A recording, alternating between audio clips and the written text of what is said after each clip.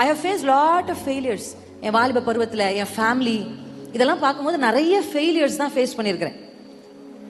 I want to give up. நான் எழுதின ஒரு எக்ஸாம், ரொம்ப பிரயாசப்பட்டு ஒரு எக்ஸாம் எழுதினேன். அந்த ஹாஸ்பிட்டலில் படிக்கிறதுன்றது என்னுடைய லட்சியமாக இருந்துச்சு. ஆனால் என்னை வெயிட்டிங் லிஸ்ட்டில் போட்டாங்க. அன்னைக்கு அப்படி அழுதேன், இன்னும் ஞாபகம் இருக்கு. அன்னைக்கு நைட்டெல்லாம் அழுதேன். I thought my life is over. நான் விரும்பினது எனக்கு கிடைக்கல, அதனால என் வாழ்க்கையே முடிஞ்சிருச்சு அப்படின்னு நான் அழுத நாட்கள் உண்டு. ஆனால் கர்த்தர் எனக்கு ஒரு சூப்பர் பிளான் வச்சுருந்தார். அவர் எனக்கு ஒரு காலேஜை வச்சுருந்தார். அவர் என் மேலே ஒரு திட்டத்தை வச்சு அந்த காலேஜுக்குள்ளே நான் போய் அங்கே இருக்கிற ஒரு சிலரை கர்த்தருக்குள்ளே நடந்த கர்த்தர் எனக்கு உதவி செய்தார். இன்னைக்கு அந்த பிள்ளை ஏசுக்குள்ள இருக்காங்க. அவ என்கிட்ட பேசும்போது சொல்லுவா, பிரின்சி நீ மட்டும் அன்னைக்கு அந்த காலேஜுக்கு வராமல் இருந்திருந்தா இன்னைக்கு என் ஜீவன் என்ன ஆயிருக்கும்னு யோசிச்சுப்பாரு.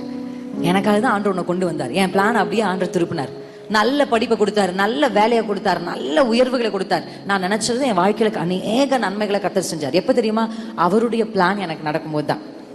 உங்க வீட்டுல எப்படி வேணாலும் இருக்கலாம், உங்க குடும்பம் எப்படி வேணாலும் இருக்கலாம், உங்க அப்பா உங்க அம்மா யார் வேணாலும் இருக்கலாம், எப்படிப்பட்ட பின்னலிருந்து நீங்க வந்தவர்களாகவும் இருக்கலாம். ஆனா ஒன்று கர்த்தர் இன்னைக்கு உங்களுக்கு சொல்றார், நீங்க மட்டும் கர்த்தருடைய சித்தத்துக்கு ஆமென் சொல்லுங்க. வேறு ஆசையே இல்லை. உண்மையா சொல்றீங்களா? என் திட்டங்கள் எல்லாம் ஆசை இல்லப்பா, நீர் என்ன என்னை குறிச்சு நினைச்சிருக்கோ அது நடக்கட்டும் அப்படி நினைக்கிறவங்க மட்டும் இந்த வரியை மறியும் பலமா. எப்படிப்பா உமக்கு நன்றி சொல்லுவேன், சொல்ல வார்த்தையே இல்லை.